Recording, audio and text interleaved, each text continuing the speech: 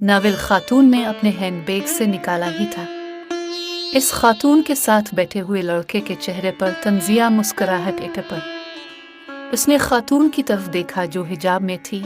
हाथों पर उसने बारीक कपड़े के काले दस्ताने चढ़ा रखे थे। खातून की नजरें नाविल के पेनोवे पर लफ्जों का ताक़ुब कर रही थी। वो लड़का अलिफाटे और वॉशरूम की तरफ चल दिया। वो 25 साल का पुरकशिश लड़का था, जिसकी रंगत गोरी और कद काठ मुतवस्सित था। रोशन पेशा जो अक्सर लंबे सियाह बालों के नीचे छुपा रहता था।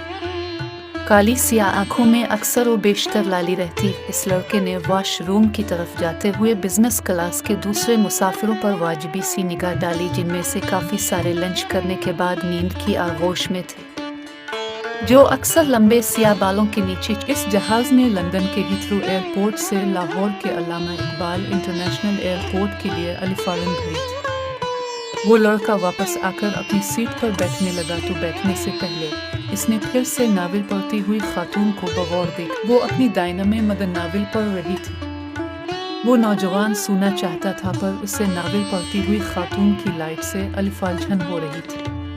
पायलट ने मुसाफिरों के आराम को मलहूज खातिर रखते हुए रूटीन में जलने वाली काफी सारी लाइट्स ऑफ कर दी थी। वो अपनी दायना में मगर नाविल पढ़ रही थी।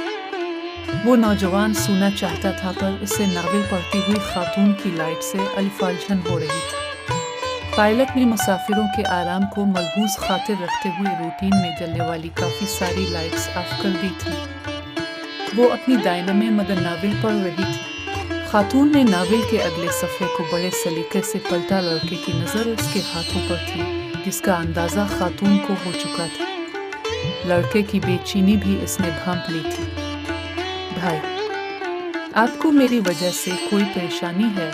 खातून ने नफीस आवाज के साथ पूछा था। खातून का लफ्ज़ थोड़ी सी रोशनी में भी मेरी नींद अलिफार जाती है। लड़के ने संजीदगी से अपनी परेशानी बयान कर दी। खातून के रुखसार पर मीठी मुस्कुराहट नमूदार हुई। उसने बाएं हाथ में नाविल संभाला और दाएं हाथ की शहादत वाली उंगली से लाइट का बटन ऑफ कर दिया। मेरे ख्याल में तो नींद का ताल्लुक दिल के सुकून से है। थोड़ी सी रोशनी में भी मेरी नींद अलिफार दिल मुतमईन हो तो कहीं भी नींद आ जाती। खातून ने लाइट ऑफ करने के बाद नौजवान के चेहरे का जायजा लेते हुए अपनी राय दी थी। किसी की मिजाज का ताल्लुक सुकून और बेसुकूनी से नहीं होता। मैं बड़ा मुतमईन और परसुकून हूँ। नौजवान ने भी खातून की तरफ बगौर देखकर जवाब दिया।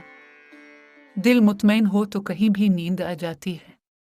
खातून के होठों पर नौजवान की बात सुनकर फिर से हल्का सा तबस्सुम आया था। भाई, मैंने आपकी बात नहीं की थी। खैर, अब आराम करो। और खातून ने सीट की पाशित के साथ टेक लगाई और खुली आंखों से ऊपर